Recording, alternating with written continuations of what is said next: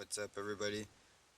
Today I'll be making a little video on how to take your engine start stop push button out. So if you don't have any tools with you, you can simply grab your key that's in your key fob.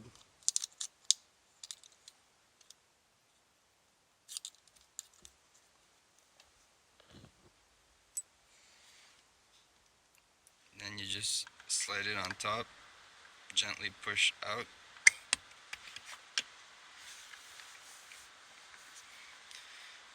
You've successfully taken your start button out.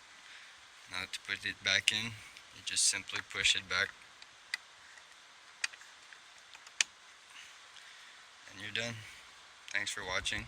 I'll talk to you guys in the next video.